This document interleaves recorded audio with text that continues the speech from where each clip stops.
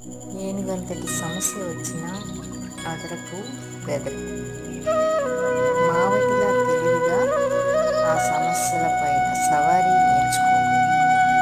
అప్పుడు జీవితం ఎన్నో విజయాలను సాధిస్తుంది, అద్భుతాలను చేరుకుంటుంది.